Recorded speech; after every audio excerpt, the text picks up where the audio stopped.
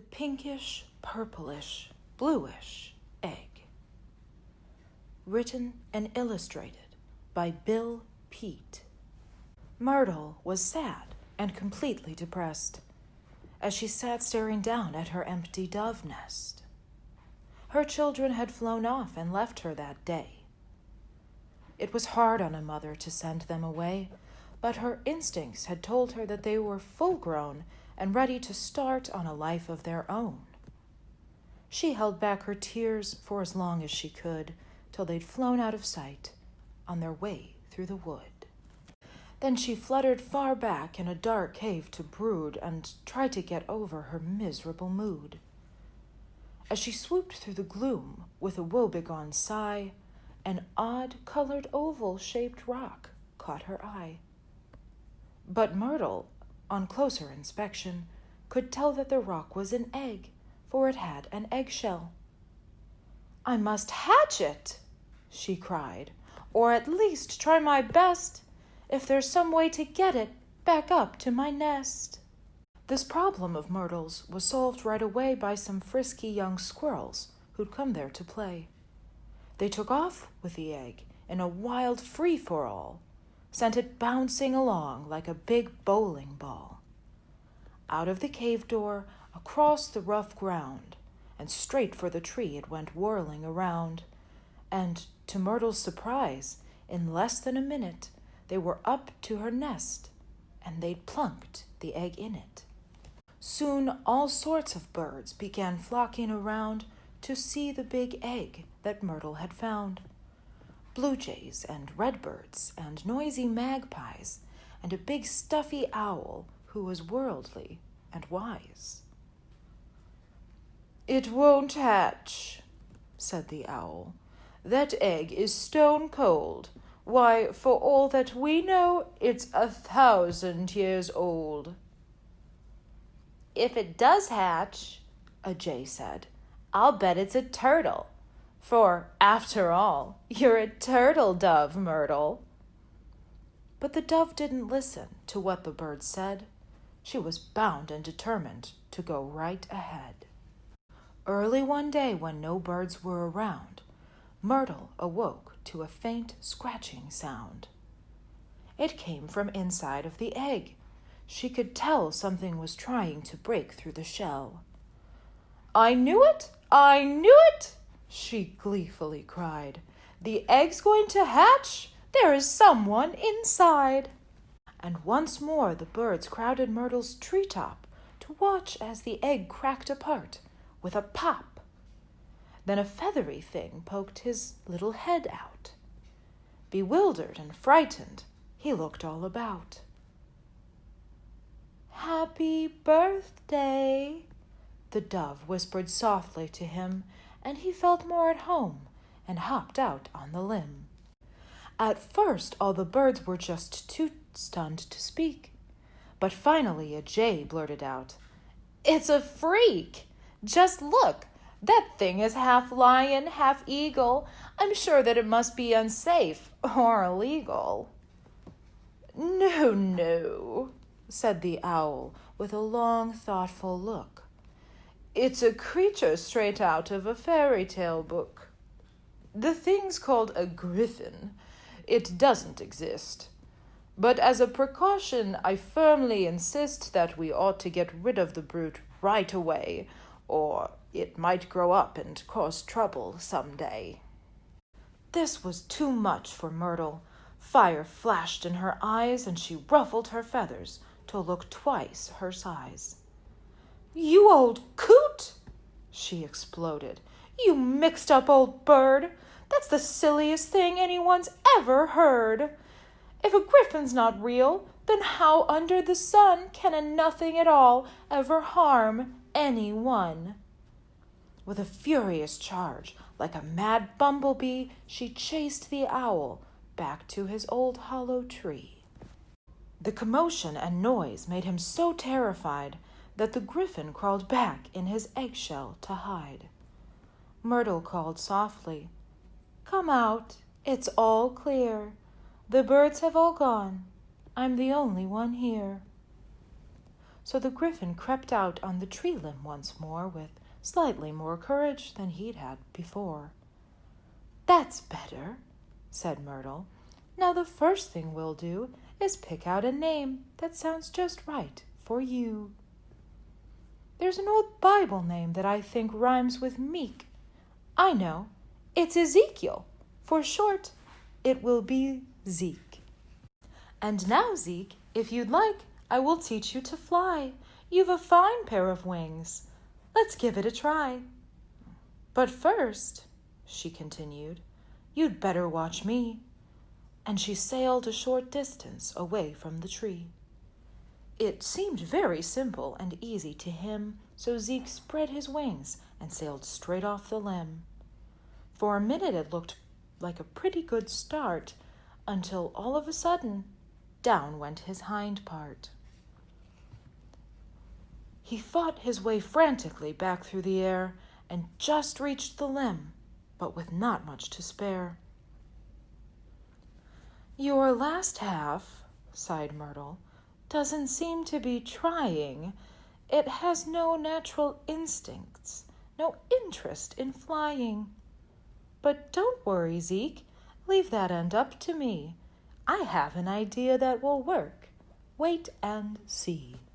Then, by holding his long lion tail in her beak, Myrtle supported the last half of Zeke, and the Griffin went gliding along on the breeze, while the dove gently steered him around through the trees. As they went sailing past, the owl hooted and sneered, while the mockingbirds mocked and the blue jays all jeered. But the dove didn't care. She expected them to. That's always the way when you try something new. The first flight of Zeke's was a very short hop. Before long, they made a refueling stop. Then Myrtle went bustling around on the ground to show him just where the best bird food was found. In crumbling old stumps, they found grubworms and slugs, and under flat rocks, they found swarms of fat bugs. "Sow bugs," said Myrtle, "have vitamin A, and so you should eat quite a few every day. But don't overeat. That's a wise old bird rule. A flyer who gains too much weight is a fool."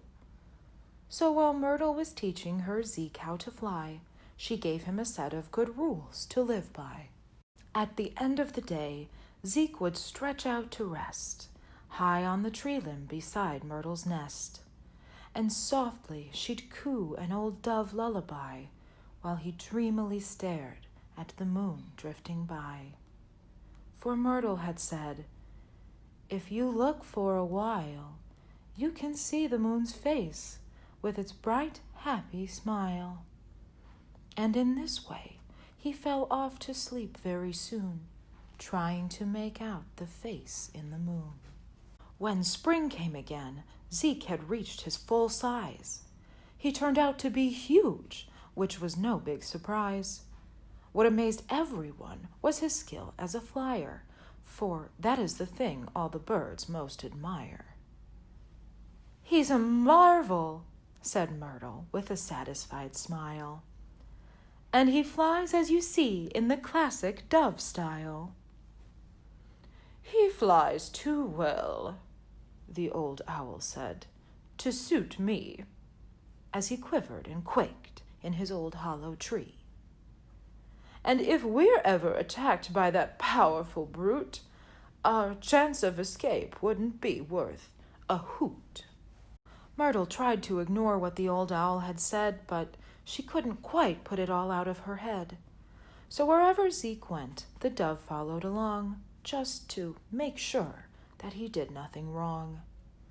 Late one afternoon, as they wandered around, they passed by the cave where the egg had been found.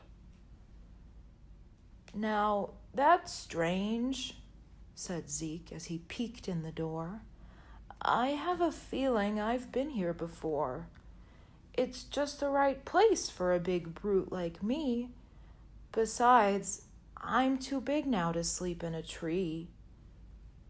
"If you sleep here," said Myrtle with a shiver of fright, foxes and wolves might surprise you at night. They're bloodthirsty creatures, the dove pointed out, and there's no telling when they'll come prowling about. One night, as the griffin stretched out on the limb, Zeke felt as if someone were staring at him.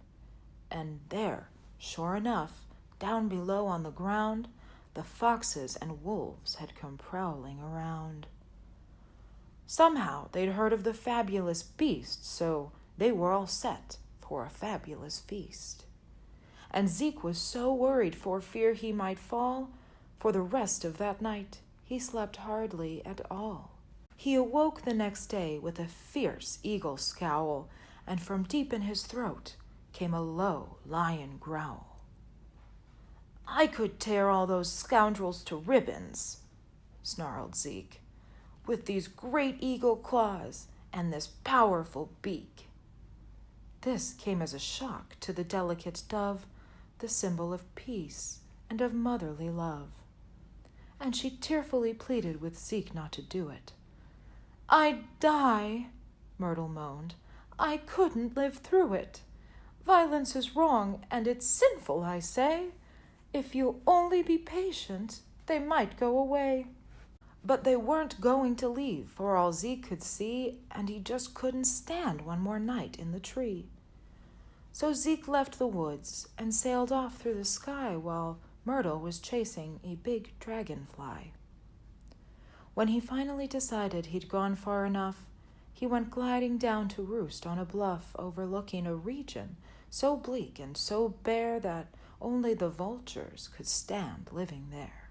"This place," said Zeke, "is as strange as can be, so maybe it's meant for a creature like me. But I couldn't stand living out here in these rocks. It's a much better place for a wolf or a fox." Then all of a sudden he sat up with a jerk. "Why, there's an idea," he said. "That might work." And he hurried along towards the woods at top speed, anxious to see if his plan might succeed. When he came to the forest, Zeke dropped from the sky with a loud lion roar that was part eagle cry. All the birds were astounded and so terrified that they went streaking off to the bushes to hide.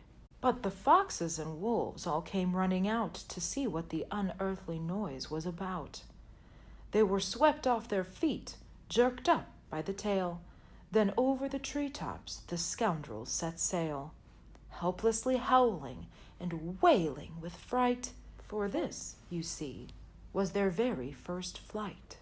Zeke made the long trip without dropping one fox, and set them down gently on one of the rocks. Then, as he departed, the griffin called out, "That'll teach you scoundrels to go prowling about. If you ever come back to the woods, don't forget I'll take all of you on a much longer trip yet." When Zeke told the dove about what he had done, she was so very proud of her gigantic son that she scurried about as fast as she could to tell every bird in that part of the wood. And now, at last, there wasn't one doubt but that fierce griffin they'd worried about was a peace-loving creature, and tame as could be. Why, even the owl finally had to agree. "But I'm right," the owl said, "on one thing at least. He doesn't exist. He's a mythical beast." "Does he mean," worried Zeke, "that I'm not really here? That most any minute I might disappear?" "It's nonsense," scoffed Myrtle. "He's a silly old bird. But if it makes him feel better, let him have the last word."